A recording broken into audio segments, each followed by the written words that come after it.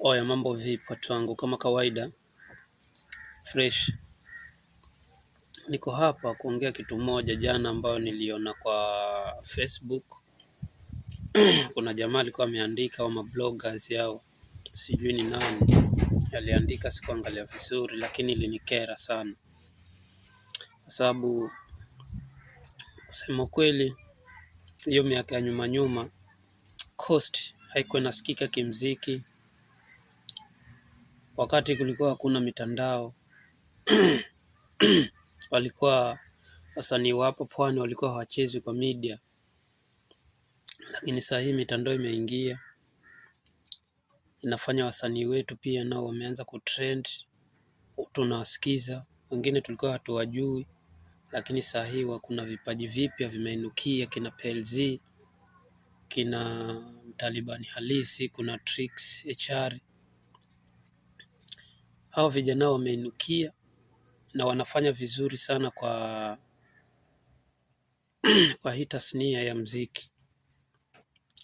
Lakini sasa kuna jamaa alianza kuposti vitu za chuki sana, kusema Coast hakuna wasanii, Coast hawawezi bila Nairobi. Sasa hii bifu ni ya nini? Hii bifu ni ya nini? Kama si pia tunasikiza watu wako hapa mtaani, watu wa kwetu tunawasikiza, tunawapa shavu, mbona sasa mnaanza kuleta bifu sijui hatuwezi bila Nairobi? Kusema hatuwezi bila Nairobi, hata Nairobi pia haiwezi bila Mombasa, kwa sababu sisi wote ni mandugu na tunategemeana. Kwa hivyo hizi mitandao au mabloggers wameanza sasa kuleta chuki, kwa sababu sijui ni kwa nini. Ukisema Nairobi haiwezi bila Mombasa, haiwezi bila Nairobi. Nairobi yenyewe pia haiwezi bila Mombasa, kwa sababu hizi ni kaunti mbili na zinategemeana.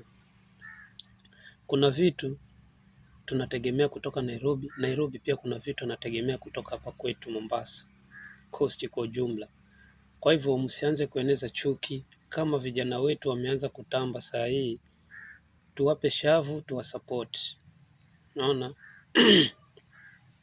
kama we ni mtu umetoka Nairobi nawe unasikiza mziki wa Coast na unaona na kubamba, ukikubamba pia wape shavu vijana wetu.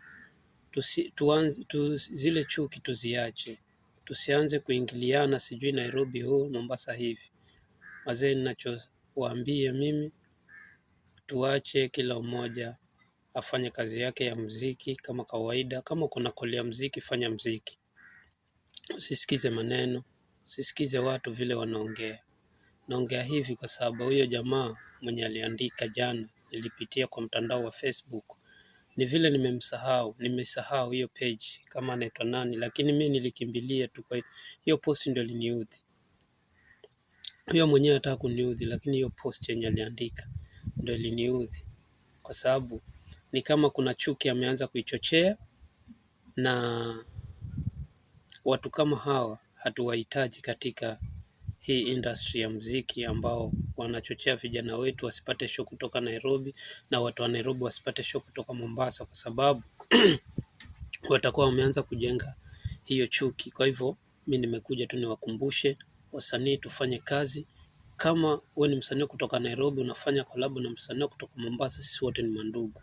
Kwa hivyo tudumishe undugu, tudumishe amani, sio chuki. Chuki haileti faida mezani, chuki haileti chochote mezani. Kwa hivyo amani ndio itatuletea kitu mezani, na mwisho wa siku sote tutaenjoy. Ama vipi? Kama kawa kama dawa mazee, hapa ni Tom P, na mbarikiwe sana. Yep.